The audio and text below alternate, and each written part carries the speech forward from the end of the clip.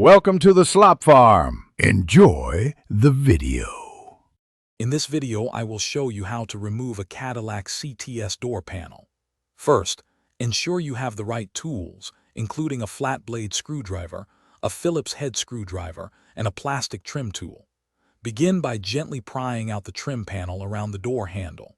Use a rag or tape on your flat blade screwdriver to protect the interior finish. Once the bezel is loose, carefully disconnect the electrical connector for the door lock switch. Next, you'll need to locate and remove the fasteners securing the door panel. Use your flat blade screwdriver to pop out the small cover beneath the interior door handle. This reveals two Phillips head screws that must be removed.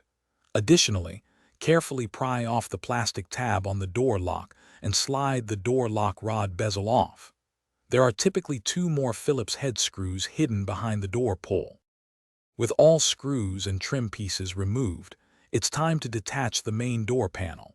Start at the bottom or sides and use a plastic trim tool to gently pry the panel away from the door. You will hear several clips pop loose.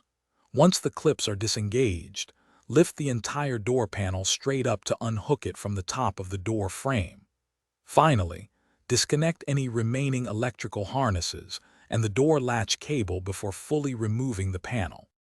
After successfully removing the door panel, store it safely to avoid any damage. Before reinstallation, take a moment to inspect all the retaining clips on the back of the panel. Replace any that appear broken or worn. When reinstalling, align the door panel's top edge with the window channel, then press firmly around the perimeter to engage all the clips. Reconnect all electrical harnesses and screws in reverse order to complete the process. Thanks for watching. Consider subscribing if we helped you today.